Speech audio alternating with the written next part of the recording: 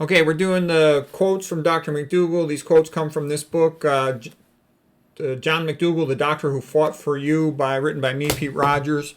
Okay, this is part 7 of the Dr. Mcdougall quotes here. The first one is, he has a friend. He was friends with Dr. Heimlich, the guy who invented the Heimlich maneuver. And what Dr. Mcdougall says, the Heimlich maneuver is like when you give somebody, you come up from behind them and you give them a hug, and you're clamping your hands around their upper abdomen, right beneath the xiphoid is where your fists lock together, and you pull upward, and it's to pop the air out of their trachea, like if a piece of food was stuck in their trachea. So that's called the Heimlich maneuver, and that's in comparison with what he says is the Red Cross maneuver of giving somebody back slaps. And so what Heimlich and Mcdougall say is the back slaps are stupid. They say they don't work. They can even get the foreign body, let's say, from in your trachea to go down lower. So they say if you accidentally inhale a piece of food into your trachea, they said the best thing to do is the Heimlich maneuver. Okay. And he says that Dr. Heimlich saved more people's lives than anybody else in an acute setting with this Heimlich maneuver. A really smart guy is a surgeon. He also invented the Heimlich valve for, when you're not in a hospital setting to drain pneumothorax. Okay.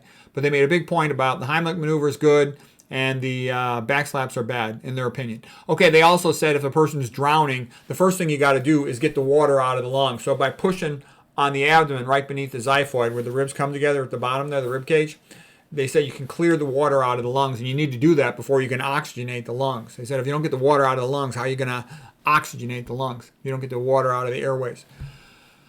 Okay, and there's a video about that. If you just type in Heimlich with Dr. Mcdougall, you'll see the video where they actually demonstrate how they do the Heimlich maneuver and whatnot. Same thing here. For near-drowning patients, you got to get the water out of the lungs first. Okay, next thing Mcdougall says is it's better to be hated than ignored when change is the goal. Okay, next quote.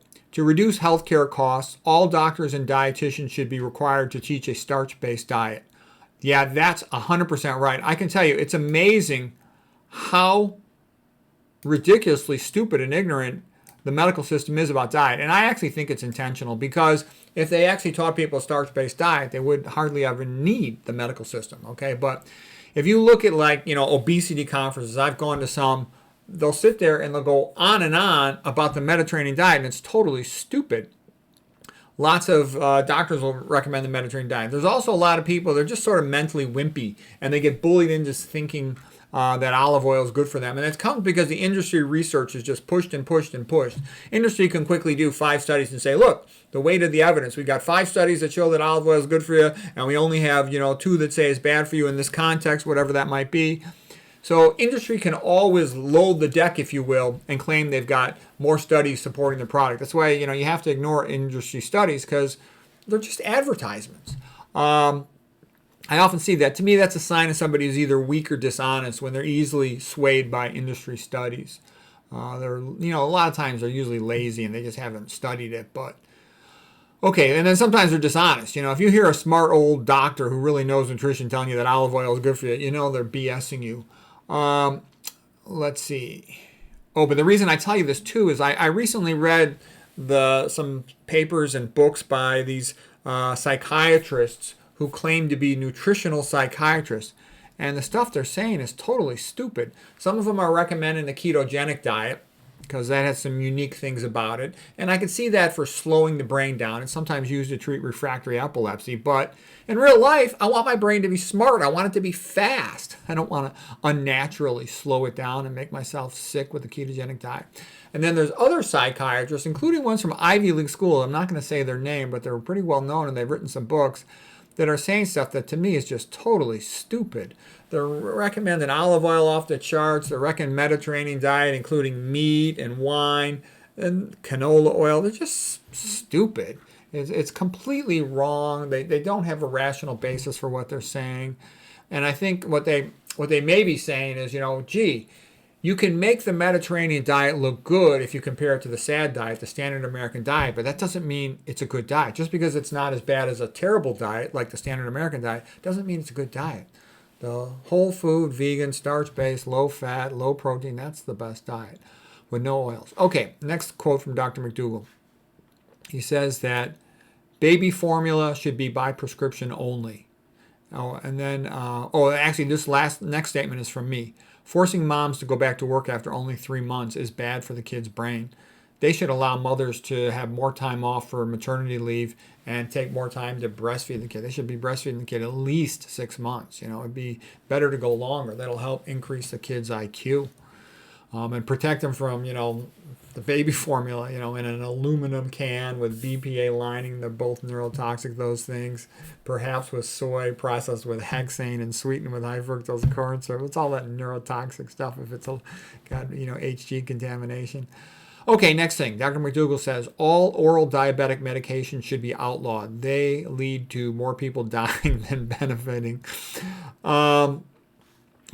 Let's see, the next thing he says, hypertension should only be treated with medications after it has been sustained for months at 160/100 millimeters or higher. I've actually heard him one time say 150. And then here's another thing he says, well, first of all, he says the best medication for hypertension is the diuretic chlorthalidone. And that's about the only medicine he uses to treat hypertension in the lectures I've heard him give. The next thing he says is blood pressure should be lowered to no less than 140/90, because a lot of patients think the lower the better. That is not true. The reason you have a blood pressure is to get blood to the top of your brain, to pump against gravity. So you need to get blood to the top of your brain. That's why it's elevated in the first place. But you don't want to lower it too much, or you might not be getting adequate blood to the top of your brain, and you might be making your brain cells ischemic, being deprived of the adequate amount of oxygen and glucose delivery, and that can put them at risk for apoptosis, programmed cell death, due to a lack of oxygen and glucose delivery, not enough ability to make ATP, energy, to meet the metabolic demands of the cell. So you don't want to overtreat hypertension. Okay, that can also lead you to be lightheaded, to having syncope, to passing out, which can be dangerous if you're operating machinery, moving around, riding a bike, or driving a car or something. That could be bad. Let's see. The best thing to do is just stop eating the high-fat foods, because they stick the red blood cells together in general, causing blood sludge, raising your pressure, because you have to pump at a higher pressure to pump thick blood, like a milkshake to the top of your head, compared to pumping normal blood, which is like water. Okay, that requires less pressure. You want to minimize dietary sodium because it's a vasoconstrictor. And when it vasoconstricts, it clamps down on the diameter of the blood vessels going to your brain, so you need to pump higher pressure to pump through a constricted system. Okay, and uric acid is also an inhibitor of endothelial nitric acid, and that comes from eating meats. It also comes from eating a lot of high fructose corn syrup. So you don't want to eat any processed food. Okay, next thing from Dr. Mcdougall. The best way to determine water intake is to go by thirst. Okay, and that's really a contradiction to the common, advertising statement of, everybody should drink 8 cups of water a day, which is totally stupid, because obviously an 80-pound woman doesn't need the same amount of water as a 350-pound lineman. And it's obviously the case also because if you're drinking tap water, which is full of F-, estrogenic chemicals, PCBs, aluminum, all this crap, then the more you drink of it, the worse. Okay, and my video yesterday, I wonder if you saw that one. I made it about Fiji water. What an interesting thing that was. Everybody's going around saying Fiji and all these other waters are the best ones to protect your brain because they contain silica, which chelates aluminum to get aluminum out of your body and thus protect your brain from that neurotoxin. And then the paradox was Fiji in particular, it comes from water that rinses over volcanic rock. Well, guess what? Volcanic rock is high in F-. F- is a neurotoxin. So you're robbing Peter to pay Paul. Damned if you do, damned if you don't. It's not good. So I thought that was funny. So the bottom line is Fiji water is high in F-, so I would not drink it. Okay, next thing. He says they try to block me, meaning that he's not popular in the conventional world or the advertising world, the big corporate world, because he tells the pros how to help themselves rather than to buy products. Okay, next thing Dr. Mcdougall says, aluminum spray deodorants are worse than roll-ons because people, when you spray it, you inhale some of that and it goes right through the olfactory nerve, straight back to your brain. There's some evolutionary biologists who believe the brain developed in large part by building upon the olfactory cortex. The olfactory cortex is unique in the sense that you can associate a smell to anything.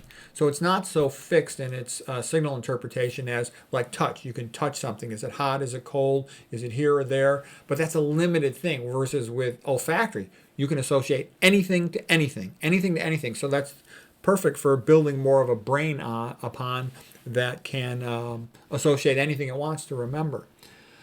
Okay, so anyways, the point is olfactory cortex goes right to your nose. That's the nerve of smell, right back to your brain, right to the region of the hippocampus and other important centers in your brain. You don't want to damage those. So if you're spraying a spray like a deodorant, you inhale some of that. Bad. Much better to roll it on. And also stupid to be spraying other toxic things on your kid or yourself, like sunscreen, like mosquito repellent, any of this crap, okay? You're going to inhale some of it, olfactory nerve towards your brain. Not smart. Okay, next thing Dr. Mcdougall says.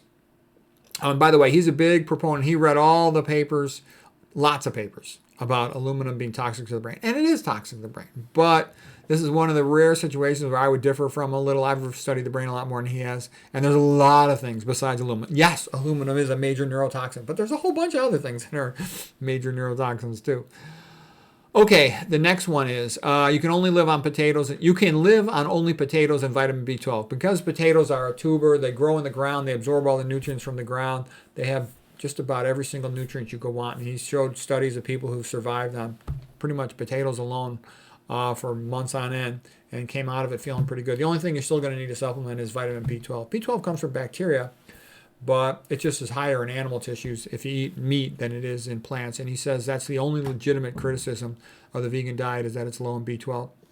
Other quotes he makes, Dr. Mcdougall, about potatoes are, potato has the highest yield per acre of any starch. Potatoes are the working man's food.